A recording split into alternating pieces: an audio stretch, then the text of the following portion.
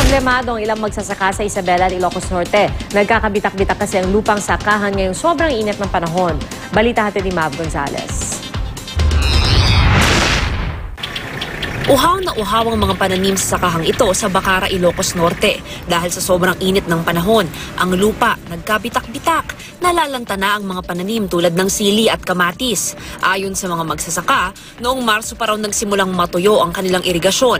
Maging ang mga mais na aanihin na sana sa susunod na buwan, nalalanta na rin. Kaya pinayuhan ng Municipal Agriculture Office ang mga magsasaka na magtanim muna ng mga gulay na hindi gaanong nangangailangan ng tubig. Ganyan din ang sitwasyon sa bayan ng Timawini at lungsod ng Ilagan sa Isabela. Ang mga tanim na palay na nahuli sa anihan, inabot ng tagtuyot kaya baka hindi na lahat mapakinabangan. Kaya ang magsasakang si Dominador Beronilla, problemado. Gustuhin man niyang bumili ng mga bagong binhi, hindi raw niya ito kakayanin. Tulad ng iba pang mga magsasaka sa kanilang lugar na kinailangan pang mangutang para may bagong puhunan. Pero kung kailan naman inaasahang kukulangin ang supply ng gulay dahil sa tag-init, bumabaha naman ang mas murang gulay sa La Trinidad, Benguet. Paliwanag ng mga magsasaka, bumababa raw kasi ang demand ng gulay tuwing tag-init. Sa panahong ito raw kasi, kadalasang nagtitipid ang mga mamimili dahil marami silang ibang gastusin, tulad ng tuition ng mga anak na binabayaran sa pagsasara ng klase.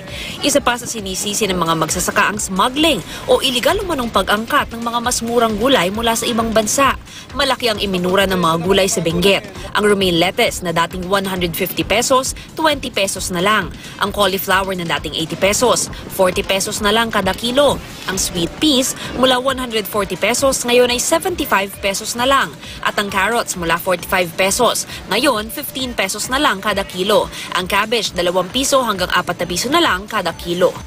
Mav Gonzalez, GMA News.